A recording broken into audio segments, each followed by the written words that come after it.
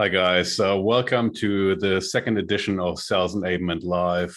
As I said in my promotion on LinkedIn, it's my birthday today, so makes it even better, or makes it great to hang out with everybody and talk about my favorite topic, sales enablement. We've got lots to cover today. I've received a bunch of questions before this stream, and yeah, really excited to dive into it with you. We started this live stream as an extension of the podcast. So for those of you who are not familiar, the State of Sales Enablement is the podcast that I started earlier this year. Now we're 23 episodes in and had awesome sales enablers on the podcast, like Tamara Schenk, Roderick Jefferson, many more, and but also sales leaders and business leaders. So this live stream is really supposed to be an extension of the podcast, and really gives us an opportunity to interact more and to have a discussion about sales enablement in real time, and really delve into the topics that you care about. On that note, this week we had Matt Hines on the show, who runs a B2B marketing agency in America, and he touched on some awesome topics really relevant to the sales enablement space. One of the things he spoke about was land and expand strategies, which is also something that I saw in the sales enablement space coming up as a topic more and more often. For those of you who are not familiar, so land and expand, essentially the mantra of the closed deal just being the beginning of a journey for a buyer, and also only the beginning of the commercial benefit you're able to create from closing a deal. So you essentially see that as a very beginning of the buyer journey with your business, and then you essentially look where you can add value after you get more familiar with the buyer's business and so on. And he had some awesome tips on that topic, so I would definitely encourage you to check the episode with Matt Hines out. And I can see that Nick and Devin have joined. So welcome to the show, guys. Great to see you here. Please feel free to post or to post any questions in the chat or to interact with each other. This is really what what it's designed to do. Nick, great to be here. Thank you, mate. Good to have you here. And I want to start talking about the very first question that I've received from Denise from Singapore. And she's asking, how do I source more budget for my sales enablement team? And this is an interesting one because a lot of times I speak to businesses who haven't started on the sales enablement journey yet. And what they worry about is making the business case for sales enablement in the first place. But then when it comes to actually having a sales enablement team and growing the sales enablement team and growing the possibilities that come with having a sales enablement team, raising more money internally and getting more budget to realize more initiatives is really important. And I think in that sense, if you're operating in, I'm not sure what sort of business you work for, Denise, but if you're in the B2B space, it definitely comes in handy if your business sells to senior executives, because you can use that same methodology or those same kind of principles to actually communicate the benefit of sales enablement internally to get more buy-in, more budget. And I guess the key here is to always speak to the things that the senior executives really care about, and that is capitalizing on market demand, reducing costs, protecting yourself from competitive disruption, these kind of things. I think it's really important, again, if you're seeking more budget, not to think of sales enablement in terms of the activity case. Oh yeah, does this so and so many training sessions that we can offer to our sales team, but really speak to the senior executives that own the budget more in terms of the topics that they care about. And depending on the sophistication and the size of your business, maybe you need a business case, maybe you just need to make good arguments, which can also work in some cases. It certainly helps to quantify the benefit that you're able to generate with your sales enablement activity, even though, as you know, there's always a lot of different factors that play into the effectiveness of sales enablement, contribute to that, obviously. But actually being able to show initial traction with your sales enablement activity is really crucial in getting that buy-in and creating momentum for your sales enablement team to raise more budget through senior executives. And I mean, it also depends on on the kind of people that are in charge of the budget. When I think back to my days in a sales enablement role in media, we had good traction, but very little support from senior management because the media business that I worked for was a diversified media business. So they had print publications, they had digital properties, and my work was mainly focused on the digital publications. But the majority of the revenue was still sitting in print. So the attention of senior management was still really focused on print, and that's why initially we didn't get a whole lot of support. But then the senior management changed, and we've been able to showcase the kind of work that we've done, the kind of conversations that we have been able to generate with sales, collaborating with sales on a more senior level, and then suddenly we got loads of support. So it's not always in your realm of influence whether you can influence that senior management or not. It also depends on the kind of person that is in charge, but you can certainly make your case if you're really able to bring that back into a context of those kind of KPIs that they're looking at, that they care about, which is saving costs, capitalizing on market demand, and the competitive angle in terms of how you can capitalize on having sales enablement, for example, versus your competitors, and how much more effectiveness from a sales point of view you can generate to protect yourself from disruption. So guys, I saw Max joining the conversation. Welcome, Max. Great to have you here. I said it earlier, if you guys got any questions, please feel free to post them in the chat. Happy to cover them live here. The next question that we have received in advance was from John, and John's from Melbourne. John says, we're a payroll management platform and about to expand to Southeast Asia and the US. How can sales enablement support the launch into new markets? Wow, there's so much sales enablement can do. I think that's one of the biggest advantages of as an organization to have sales enablement on board. You're really able to support the expansion from a sales point of view. And I think a few things, I mean, there's literally almost an infinite amount of things you can do, but some of the things that I would suggest you do to prepare for the launch in new markets from a sales perspective is, first of all, lead customer interviews if you already have customers in those markets, and basically identify, similar to what you would do in a win-loss analysis, essentially interview customers, get a better understanding of their buying processes, what sort of functions are involved, what they care about, also how they perceive the interaction with your sales team so far, if they've already dealt with them, and so on. So those customer interviews can be really crucial in making a launch into new markets successful, especially if your company hasn't operated in those markets before, because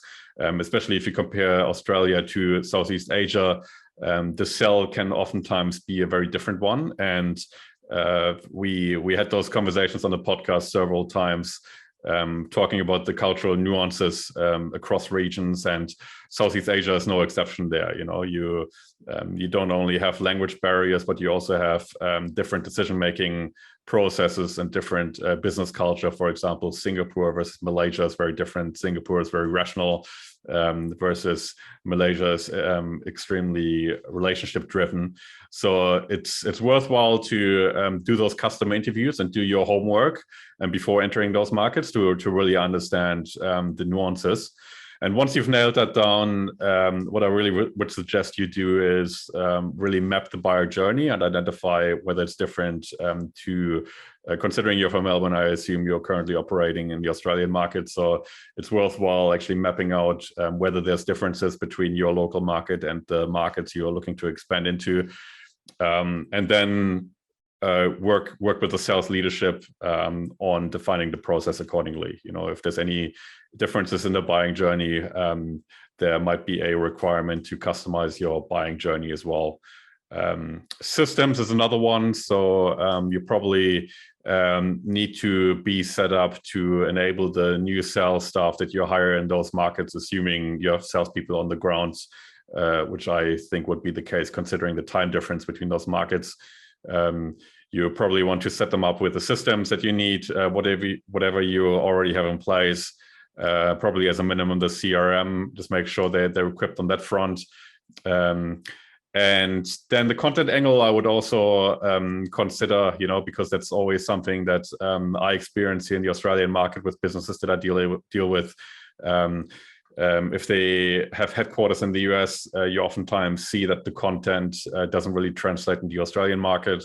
And by translate, I don't mean, we all speak English, and it's not a question of exchanging Zs to Ss and O to OU. It's really a difference in the way you communicate and a difference in tone that's often required. And I think that's even more so the case, especially in Southeast Asia. There's probably a bigger difference between Australia and Southeast Asia versus Australia and the UK. And customizing those content formats will be really crucial to, especially from a digital selling point of view, to make that a success and really enable your buyers with the content that they need to make smarter decisions. Another one I would probably also look at is the onboarding. So assuming that you hire new salespeople on the ground, you need to really nail the onboarding program to reduce the time to revenue. That's of course crucial, I guess. I'm not sure if you guys are funded or not, or if you're self-funded, VC funded or self-funded. Either way, you want to get to revenue as quickly as possible with new sales staff. So defining the onboarding program and then also the training program, of course. If you have local sales enablement staff and you have a senior person in Australia, it's obviously also really important to mentor those people or that resource and really make sure that they learn from what's already worked in the Australian market and then translate that into the other markets. And especially if the resource is more junior than the person that you have in Australia, I guess that's crucial on that front to really make sure that you have that knowledge transfer within the business. I think that's my top line thoughts without knowing more about your business. Good luck for the expansion. Then the next one that we have is what are your options for launching sales enablement without dedicated resources? And that question is coming from Peter from Sydney. Well, so that one is an interesting one because there is honestly a whole lot of options to launch sales enablement without dedicated resources, even though I would always argue in favor of having dedicated resources or focused resources from a sales enablement front. There's a few options. So what I see often is sales directors being involved in sales enablement, especially in smaller organizations without dedicated sales enablement resources. A sales director can really make a difference. The tricky bit here often is that you would have a conflict between the priorities, right? So, especially senior sales leaders, they're often really involved in a lot of internal conversations, strategic conversations. They have to do a lot of admin, they have to manage the staff and so on. So those people would definitely be sidetracked in their efforts to enable their sales team, and would not always be 100% of their focus, which also makes it less strategic. That's from my point of view also the option the case with the option of the marketing director. So if you have a marketing leader, the marketing department also can contribute to sales enablement efforts, especially from a content perspective. So I've seen some organizations that I deal with do that quite effectively in the beginning, where the marketing team really closely collaborates with the sales team and creates content to support them. The problem here that I typically see, which is worthwhile considering, is that because marketing doesn't have the knowledge or the influence across all areas of sales, so the buckets that I would typically look at with organizations that are new to sales enablement is the sales process side of things, the system side of things, the coaching, and the content. And if marketing only look at the content side of things, they obviously don't have the influence or the ability to impact the remaining three. So there's definitely that downside. And also, again, because marketing is also running other marketing activity, the problem is also that they might not necessarily always prioritize sales enablement. It's kind of a side project that they run if they find the time. Their focus will always be driving marketing KPIs. Even if they have some sort of revenue KPI involved in their activity, they have a million other things to look after. So that's just something worth considering. The other approach that I've also seen, especially in smaller organizations, is that the sales managers actually task specific sales reps with sales enablement initiatives, to enable the rest of the sales team. So let's say a sales rep has certain experience. The sales manager would then ask the sales rep to coach other reps in acquiring a skill. For example, whether it's the prospecting or it's presentation skills, demoing skills, even content creation in some cases, depending on the background. So that can work too, to a certain degree, but it's typically small organizations that really focus on having resourceful sales reps in their team, and they don't necessarily, or they go into the hiring process with that in mind, and they really make sure that the sales reps have relevant backgrounds to enable the rest of the sales team. I think that's a tricky one to execute. It can work, but at the same time, you have the same problem as with the other resources, that there's always a lack of focus. A sales rep is primarily there to generate revenue and to hit a quota. And enabling sales might not always, or enabling the rest of the sales team might not always take the priority. So I think there are pathways to utilize those existing resources without a specific sales enablement focus, but you always sacrifice your ability to act strategically and to really remain focused and drive the sales enablement efforts forward. And that's why, I would always recommend, if you have the budget and the time available, to actually hire an internal sales enablement director. And I say director deliberately here because I think the first sales enablement person should always be somebody senior. So it's a strategic person that can interact with senior management and really create that internal alignment. So I think the senior dedicated sales enablement resource should always be the first go-to option if you have the budget and the time for hiring. If not, I would recommend hiring somebody externally. And I don't necessarily mean my business. Like, my business might not be the right one for your organization, but there's tons of great consultants and sales enablement service providers out there that are able to do that cost effectively and introduce the focus to your organization that you would typically only have with dedicated resources. So there's lots of different avenues to sales enablement. You just have to work out which one is right for your business. Now, guys, again, if you got any questions, let me know. Happy to cover them as well. But in the meantime, we have a question from, let me just take a look who that is from. That is from Carla. I'm not sure where Carla is from, but Carla was asking, what are your recommendations for building our tech stack beyond the CRM? Again, I think this really depends on on your organization and your needs. I think to identify your needs, again, like, I would always follow the same process, like do the analysis, do the customer interviews, do your market research, map the buyer journey, and then design your sales process accordingly. based on that sales process, you can then start introducing technology to create efficiencies and reduce friction. I would never start building a tech stack before you have figured out your buyer journey and your sales process, because there's nothing to create efficiencies for if you just randomly operate, or if you just intuitively operate. I think that part needs to be sorted first. There's so much sales tech out there, and it's growing rapidly. I think what we've seen in MarTech, and MarTech, has seen an explosion. I think the first one that Scott Brinker MarTech landscape came out was in 2010.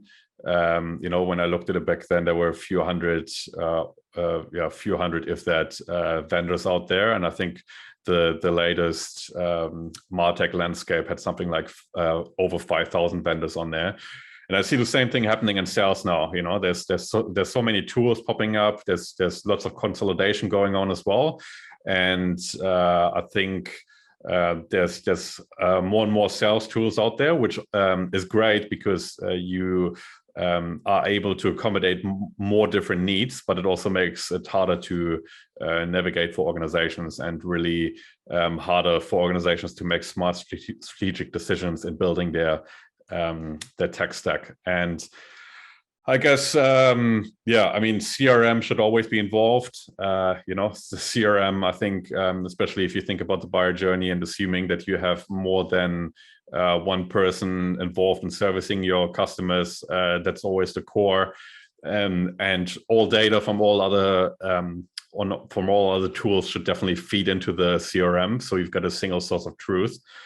But I guess beyond that, you've got your standard tools, which pretty much everybody has these days. Things like email and video conferencing tool. I don't think there's anybody out there that doesn't have an email account or a Zoom account. Even my mom has those too. So I think everybody's sorted on that front. Then it really depends on your sales process. I think Sales Navigator is also pretty standard these days, from a prospecting point of view, and also from a nurturing point of view. If you want to build connections, network, and also if you want to generate referrals and ask for introductions. The other one, content management, is also a big one. So that's an area that I work with a lot of clients on. So content management, especially if you're a global business, the content side of things can become really confusing very quickly. There's organizations that just dump everything on a Google Drive in a folder, and then leave it up to their salespeople to navigate the content and to work out what they need to support a sales conversation. But I think the ability to quickly find content makes the sales process so much more effectively, and save so much time that could be spent out in market leading sales conversations and helping your prospects to make smarter decisions. So that's, I think, on that front, it's really worthwhile investing and making sure that you actually organize and host content in a way that is really accessible. And there's really sophisticated tools out there from the larger vendors, with AI-powered recommendations for sales content that goes straight to the CRM. The smaller niche vendors out there on that front. What I would recommend in each case is that you make sure that you can integrate those systems with your CRM and with your other tech stack. Call recording is another one that becomes more and more common. So of course, like from a coaching perspective, if you have some sort of coaching program, which I would also recommend for any organization, to teach your salespeople to more effectively implement the sales process that you've created, and to more effectively adopt sales methodologies. The call recording is really valuable because it allows you to analyze calls at scale, and are able to not necessarily witness every call in real time, but have sales managers put some time aside to analyze calls of their sales reps. So that's another one that is almost becoming standard, but from my point of view, it makes only sense if you are really able to connect that to your coaching program. Generally speaking, when it comes to the process of sourcing tech and adopting tech, I think you need to make sure that you're really systematic about vetting tech. And if you haven't purchased a lot of tech for your organization and you don't have a lot of experience yet, if you work in a technology company, it actually really makes sense to talk to your sales team and ask what the clients do to actually, if you're not sure about that, to actually analyze and vet tech and what their buying process looks like. If you're not 100% sure about that, it's really really makes sense to create a scorecard and really be systematic about analyzing what sort of features you need and what sort of features your vendors offer. I would be strategic about planning out your stack and really make sure that not only you're able to integrate different systems, but that those specific systems can also grow with your organization, so especially if you're funded and you expect to make a lot of hires in the future, it is really crucial not to stunt your growth by being locked in with a certain vendor and not being able to accommodate the needs that you have or the changing needs that you have. It really makes sense to map that out over the time to see what sort of features and you need and what sort of solutions you need over the next 3, 6, 12 months for your organization. And then, of course, as I said, the fact that those systems are integrated or can be integrated and really have an open architecture to communicate with each other, and at a very minimum, I would say with the CRM is also really crucial. There was recently a podcast that I really can recommend, which is on the Salesman podcast with Justin Michael and Tony Hughes. They are the authors of Tech-Powered Sales. It's a really great book by the sounds of it. I've only listened to the interview so far. The book is on my reading list. So they talk a lot about what technology can do to support sales. And I would definitely recommend you listening to their podcast if you get a chance. Cool. So we're almost out of time. Thank you so much for joining the party. As I said before, it's my birthday today, so it was really great to be able to host another live session and talk about sales enablement. I hope you found it useful. As I said before, we're also running a podcast. So this episode will actually also be published as part of the podcast. But I also highly recommend not only listen to the recordings of those kind of sessions, but also to the interviews that we conduct.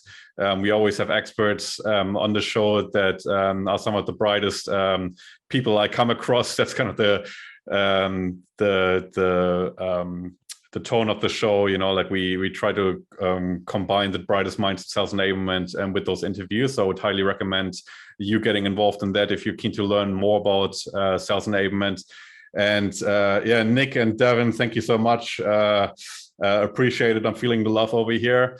If you found this session useful, it would definitely great to welcome you in future sessions. And also, if you know anybody you think would benefit from those kind of live sessions, it would be awesome to welcome them as well if you want to share the love.